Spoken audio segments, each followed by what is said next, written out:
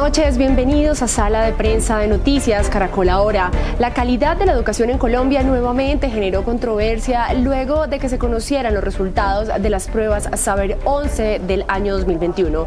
Se trata de una caída paulatina, tanto que el año pasado se registró el promedio más bajo de los últimos 7 años. Miremos la historia. Los resultados de las pruebas Saber 11 del 2021 agudizaron la preocupación por la calidad y las falencias de la educación en Colombia agravadas por la pandemia. De 500 puntos que otorga el examen, el promedio nacional fue de 250. En el año 2016, el país alcanzó el puntaje promedio más alto con 264 puntos. Sin embargo, desde entonces, el nivel ha venido cayendo hasta registrar en 2021 el valor más bajo en los últimos 7 años. Al respecto, los expertos señalan que este detrimento se debe a deficiencias estructurales. Tendríamos que entrar a pensarnos qué está pasando en las aulas de clase en términos de los procesos cognitivos, cómo se está manejando, qué tipo de estrategias están utilizando los docentes para medir esos procesos, o nos estamos centrando solamente en aprender información de memoria. A esos problemas se sumó la pandemia. Para el Laboratorio de Economía de la Educación de la Universidad Javeriana, el Gobierno Nacional debió presionar el retorno a la presencialidad e imprimir más esfuerzos en materia de conectividad. La pandemia afectó desproporcionadamente más a aquellos estudiantes de menores capacidades socioeconómicas. La falta de internet y conectividad provocó que muchos colegios no pudieran efectuar sus clases remotas, y esto sin duda va en deterioro del aprendizaje. Esa afirmación parece reflejarse en los resultados, donde efectivamente se evidencia que aquellos estudiantes con menores niveles económicos obtuvieron calificaciones más bajas. FECODE explicó esta situación desde la falta de políticas por parte del gobierno. El gobierno no tiene una política clara en materia de educación, no ha permitido que se fortalezcan las condiciones que realmente nos permitan a nosotros asumir los retos de la educación en consonancia con los demás países de la OCDE. Desde el gobierno aseguraron que frente a la educación los retos del país son muchos. Además de que estemos analizando acá, que digamos que es una situación crítica, lo importante y lo que creo que es nuestro deber como gobierno es la política concreta para reaccionar al proceso. Política que, según anunció, será puesta en marcha la próxima semana y consiste en establecer medidas para controlar y mejorar la calidad educativa con valoraciones permanentes en lectura, matemáticas, ciencia y competencias socioemocionales, red de tutorías y contenidos complementarios. Pues también consultamos la opinión de los jóvenes para saber qué piensan de estas pruebas aplicadas a quienes terminan la secundaria y se alistan para entrar a la universidad. Los malos resultados en las pruebas educativas lleva a reflexionar a los jóvenes universitarios sobre cuáles pueden ser las fallas.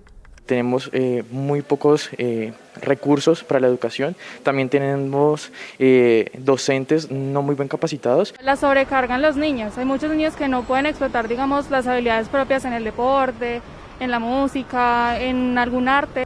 Algunos creen que la falta de capacitación de profesores en áreas de vanguardia como idiomas y tecnologías afectan el aprendizaje.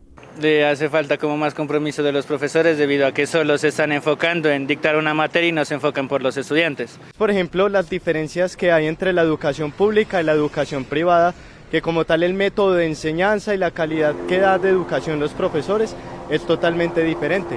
Los jóvenes universitarios en Colombia presentan esta radiografía, sin embargo también entregan propuestas para posibles soluciones. Nos hacen falta dos aspectos: profesores preparados y estudiantes dispuestos.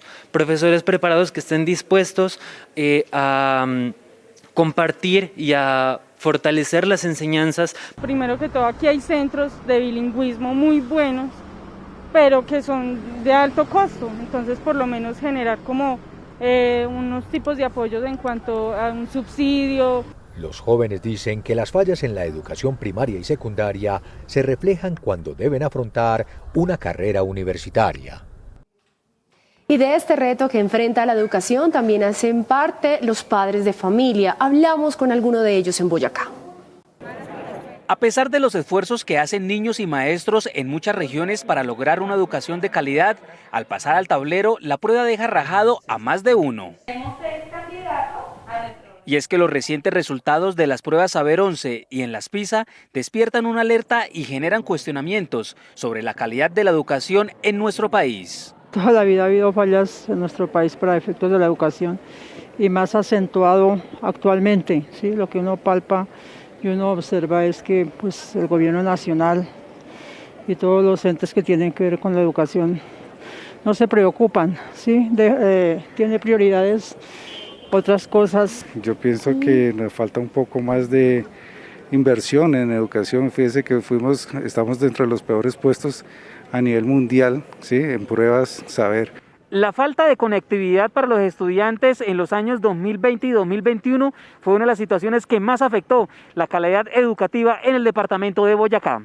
La pandemia indudablemente dejó al desnudo totalmente al país en políticas de educación. ¿Cómo puede ser posible que a estas alturas, en donde estamos en una época de tanto modernismo, de tanta tecnología, tenga que llegar una profesora en un burrito a llevarles libros? A esta problemática se le suma que en Boyacá hoy 15 municipios no han podido arrancar con el plan alimentario escolar y cerca de 17 instalaciones educativas llevan más de 5 años sin ser culminadas, factores que a largo plazo también podrían estar afectando los resultados académicos de los estudiantes. Con este panorama surgen varias preguntas. ¿Qué está pasando con la educación que están recibiendo nuestros jóvenes en los colegios públicos y privados del país? ¿O por qué se presentó este nivel preocupante en el promedio de los resultados de las pruebas Saber 11 el año pasado? Pues para resolver estas y otras dudas hemos invitado a Andrea Escobar. Ella es la directora ejecutiva de la Fundación Empresarios por la Educación. Gracias por estar con nosotros, Andrea. Buenas noches, Sol. Gracias por la invitación. Bueno, empecemos. ¿A qué se atribuye estos resultados regulares en estas pruebas del IFEX el año pasado? Yo creo que es una suma de factores y no podemos desconocer, escuchando la voz de los jóvenes, el clamor de los padres de familia y en general del sector educativo en general, es que tenemos que tener en perspectiva qué sucedió durante la pandemia de la COVID-19. La falta de acceso a conectividad, la falta de dispositivos. Imagínate este dato que hemos analizado desde el Observatorio de la Gestión Educativa de la Fundación Empresarios por la Educación, y es que el 31% de los estudiantes del sector oficial no tienen acceso a Internet en sus hogares.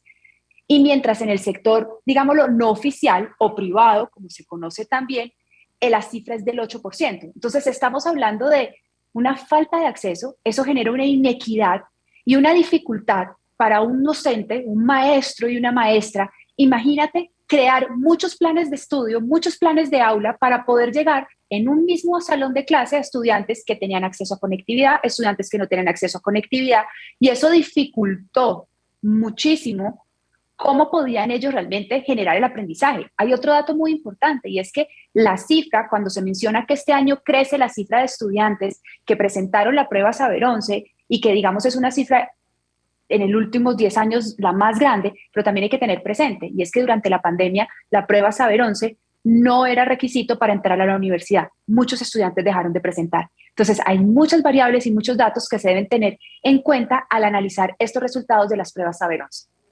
Pero entonces con todo este panorama podría entonces, no sé, mirar que definitivamente ya llegó el momento para cambiar el sistema educativo.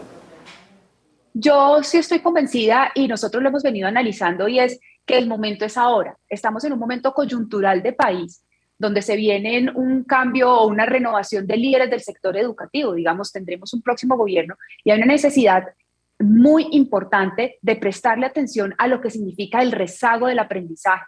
No es gratuito esta brecha que se sigue ampliando entre los sectores, el sector oficial y no oficial, entre el sector urbano y rural en las pruebas Saber. Al ampliarse las brechas, lo que empieza a suceder es que se recrudece la inequidad y no estamos cumpliendo algo que es clave, y es lograr las trayectorias completas de nuestros estudiantes. ¿Y esto qué significa? Que se gradúen de la escuela y pasen a un momento de formación posmedia, es decir, técnica, tecnológica, universitaria, porque también hay que tener presente que el único camino no es la universidad.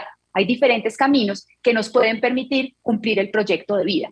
Entonces estamos en un momento histórico donde sí se necesita tener claridad de rutas, hablar de tutorías, hablar de acompañamiento, hablar de calidad docente, de acompañar a los maestros y las maestras en ejercicio, en cómo se pueden fortalecer en este tipo de modalidades que permitan que los estudiantes se pongan al día en los aprendizajes y puedan seguir su carrera y su proyecto de vida y el aprendizaje a lo largo de la vida. Bueno, y hablando como tal del pensum académico, ¿será que no está enfocado en materias que ya, por ejemplo, no son importantes para las nuevas exigencias del mundo actual? Ese es un tema muy interesante y hay que tener presente que Colombia, desde la Ley General de Educación, está estipulado algo que se llama la autonomía escolar. Colombia no cuenta con un currículo único y esto es importante que la audiencia lo tenga presente. Colombia lo que tiene son unos estándares que están basados en competencias y esos estándares en competencias, creo que una de las tareas que tenemos como sociedad que tiene un próximo gobierno es traer al siglo XXI, no cambiarlo, sino entender de qué se está hablando hoy y esos estándares que están por conjuntos de grados que habla que debe aprender, que es lo mínimo que un joven en la etapa escolar, que es de entre los 5 y 16 años, debe aprender, está respondiendo realmente a esto que estamos hablando, a competencias alrededor todo el tema de las socioemocionales, a todos los temas de código computacional, este tipo de pensamiento que además no se desarrolla solamente en una materia. Esto es una estructura mucho más compleja de innovación, donde se requiere apoyar a los maestros en capacitación, en entender el currículo. Entonces, si uno comprende eso en el sistema, lo que hay que hacer en nuestro país es casi que refrendar, refrescar esos estándares para que los colegios puedan construir proyectos educativos institucionales que sume un propósito común de país y que responda a esas necesidades que los jóvenes tanto están requiriendo y que están diciendo de un sistema mucho más flexible, mucho más alineado al contexto y que les permita realmente avanzar en su vida. Andrea, usted es reiterativa en la capacitación a los profesores. ¿Se puede hablar entonces de una mala preparación de ellos, de los profesores? Yo creo que es como pasa en todas las profesiones y como es la tendencia hacia el aprendizaje a lo largo de la vida. A todos nos pasa que tenemos que estar constantemente actualizándonos para poder responder a este mundo cambiante. Los maestros no están exentos de eso. Cuando ellos salen de las licenciaturas y entran a la carrera docente, esto no significa que ellos ya saben cómo hacer todo. El mundo ha cambiado. Hacer uso de las herramientas digitales, crear programas híbridos, hacer tipo de investigaciones y conectar a estudiantes de todas partes del mundo. Requiere de unas competencias y unas habilidades. Y si tú te graduaste, hace 15, 20 años, pues es muy probable que necesites actualizar el conocimiento. Hoy en día, te doy un dato que hemos analizado desde la Fundación Empresarios por la Educación con el Observatorio, y es cuántas secretarías de educación, que en Colombia hay 96 certificadas, tienen planes de formación de maestros en sus territorios. Ellos tienen un pedazo de la responsabilidad de las secretarías de educación. Y estamos hablando que alrededor del 18% de las secretarías de educación tienen estos planes de formación territorial de maestros y maestras, es decir, que les apoyen en cómo ellos se fortalecen sus competencias. Entonces, yo creo que hay un pedazo de la formación inicial que siempre se debe estar repensando, cuestionando, qué tanto fortalecen a los maestros y a las maestras en preparación previa al servicio. Y en el momento que están en el servicio, pues hay que hablar de cómo se fortalecen las competencias y también cómo se evalúan para poder responder el sistema en los dos niveles, gobierno nacional y las 96 secretarías de educación certificadas en el país. Hablemos ahora de la educación pública y privada. ¿Usted cree que hay una brecha o una diferenciación muy importante entre estos dos tipos de educación? Sí, claro que sí, existe una brecha muy importante y las brechas se han venido incrementando entre los sectores educativos. Estamos hablando que en el puntaje global casi que las diferencias son de 35 puntos. Esto hay que hablarlo y hay que tenerlo muy claro, porque lo que está pasando es que el sector oficial es muy probable que no esté decreciendo. O sea, según los datos, él no decrece, pero el sector privado crece. Esto hace esto en la brecha. Entonces, al ampliarse la brecha, alejas en oportunidades a nuestros jóvenes del sector oficial. Tenemos que lograr que los estudiantes tengan las mismas condiciones y que los estudiantes del sector público tengan puntajes similares a lo que logran los estudiantes del sector privado. Bueno, y con respecto a las áreas rurales y urbanas, ¿la formación académica de los estudiantes de secundaria es distinta en estas dos áreas, pues con respecto a las grandes ciudades, con respecto al campo? Lo que sucede es el acceso a infraestructura, el acceso también a maestros y maestras. Llenar las vacantes en el sector rural es mucho más complejo que en el sector, digamos, urbano, si se puede decir así. Y creo que eso es un reto de un próximo gobierno, y es esos incentivos que se generan para que la ruralidad cuente con el mejor talento, la mejor infraestructura, pero también con estos programas educativos institucionales que estén alineados a los territorios para que nuestros jóvenes sigan cultivando el territorio. ¿Qué quiero decir con esto? Que se apropien de su territorio para que siga creciendo. Entonces, sí existe una brecha, sí es diferente en términos de acceso, de herramientas, de conectividad. El acceso a conectividad es importante. O sea, esto ya no es un llamado, esto ya es una necesidad que como nación deberíamos decir, no da más espera, que nuestros niños y nuestras niñas tengan acceso a dispositivos que estén disponibles en las escuelas, porque las escuelas son puntos de encuentro, las escuelas rodean a las familias, las escuelas también son lugares de apoyo. Entonces, en esta medida, lo que hay que fortalecer es cómo logramos que a el sector rural le llegue el mejor talento, se quede, y también esos programas respondan a las diferentes necesidades de la riqueza que tiene nuestro país. Hablando precisamente de esa conectividad y del Internet, ¿el uso de las redes sociales pueden estar incidiendo en algo, en esto de lo que está pasando, en estos resultados?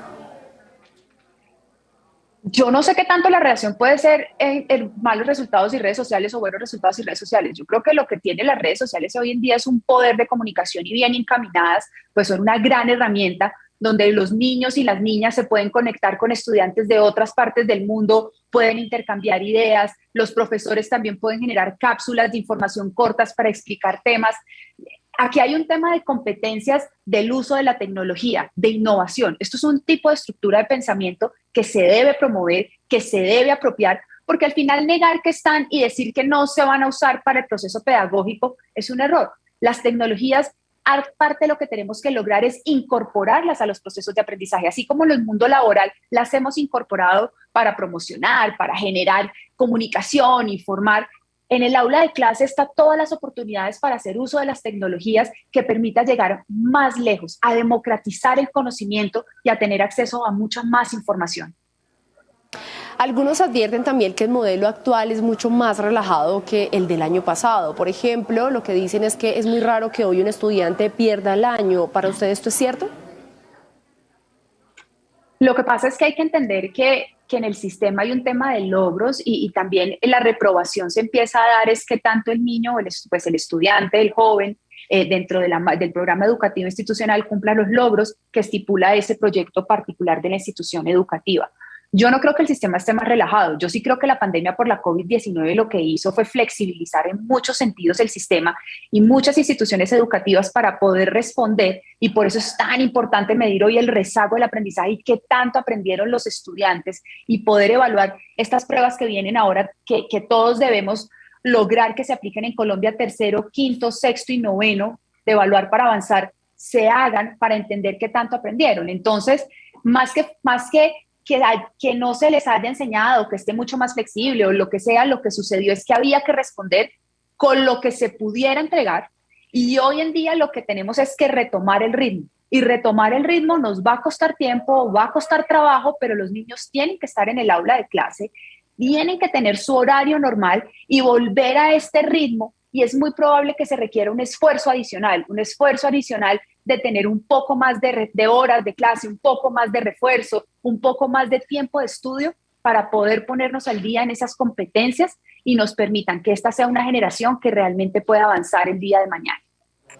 Claro, Andrea, pero sí me surge la duda, y es porque pues usted es muy enfática en el tema de la pandemia, pero pues esta queja de que se disminuye el tema de la calidad es mucho antes del 2020, cuando pues en nuestro país llegó la pandemia. Entonces, si el tema no es la flexibilidad, como usted lo menciona, entonces serán las calificaciones. Tal vez falta mucha más rudeza en las calificaciones, pues para que los estudiantes se motiven a ser mucho más precisos y disciplinados al momento de estudiar. Yo creo que el tema de la calidad educativa, y lo mencionas perfecto, y en el principio de la nota ustedes lo mencionaban, que en el 2016 se llegó al puntaje más alto, que era de 253. Hicimos un análisis y es cómo en este próximo cuatrienio deberíamos empezar a alcanzar los puntajes mayores y qué se debería hacer.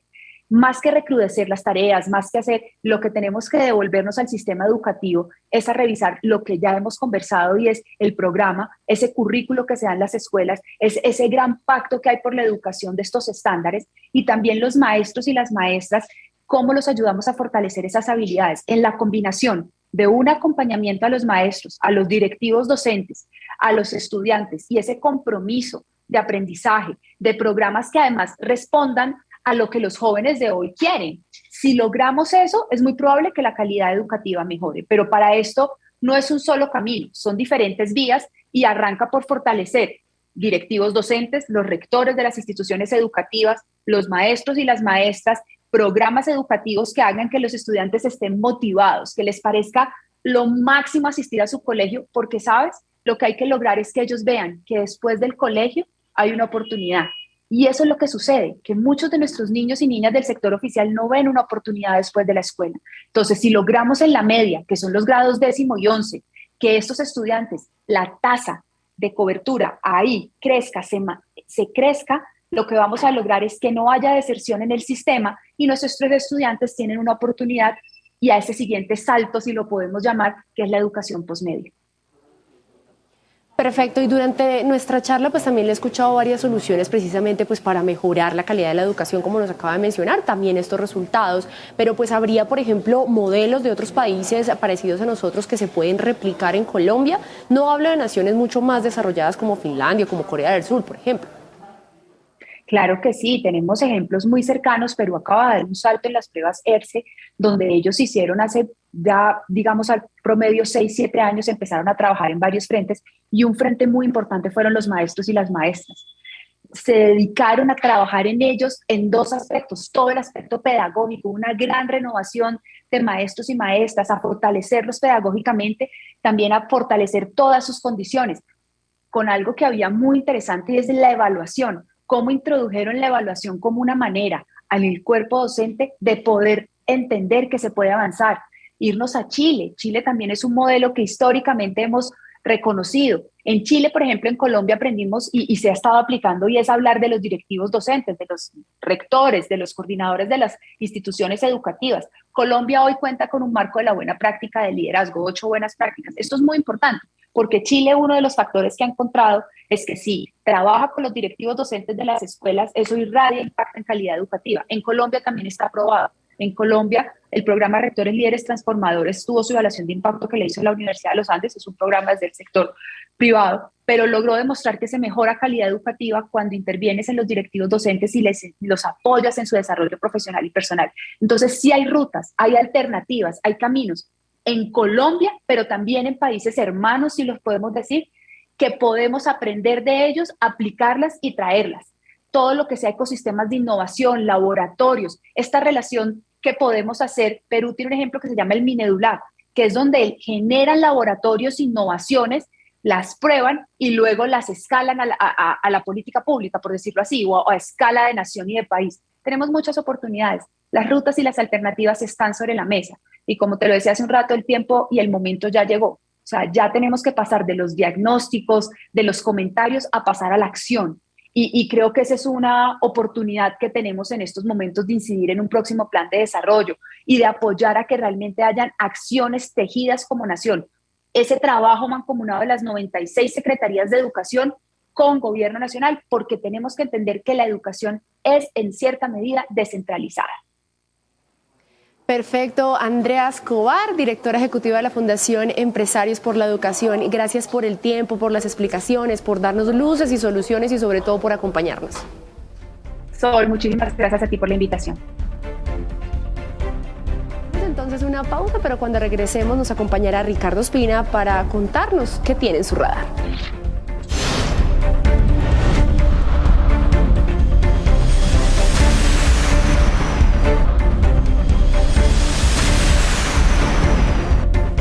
Gracias por seguir con nosotros. Ahora saludamos a Ricardo Ospina, director de Servicios Informativos de Blue Radio, quien nos cuenta qué tiene hoy en su radar.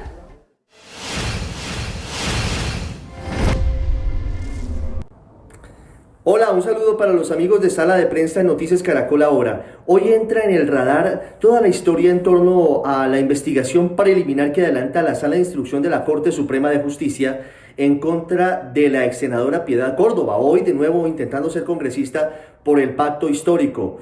Y todo tiene que ver con una época muy dura en la historia de Colombia, los años 2006, 2007 y 2008, la época en la que más secuestrados hubo en poder de las FARC y en los que Piedad Córdoba fue autorizada por el gobierno del expresidente Álvaro Uribe para tener una labor de mediación para obtener esa libertad de los secuestrados. Piedad Córdoba efectivamente facilitó la liberación de decenas de secuestrados en esos tiempos, pero según ha dicho uno de sus antiguos asesores ante la Corte Suprema, lo hizo en octubre del año pasado y habló de Andrés Vázquez, Piedad Córdoba habría tenido intenciones políticas con la liberación de los secuestrados. Habló Andrés Vázquez ante la Corte, entre otras cosas, de que Piedad Córdoba demoró la liberación de Ingrid Betancourt a pesar de su precario estado de salud y de 3 contratistas estadounidenses, solamente con el fin de que ni Estados Unidos ni Francia dejaran de mirar a los secuestrados y además presionaran un eventual intercambio humanitario, que era, según dice Vázquez, la obsesión de Piedad Córdoba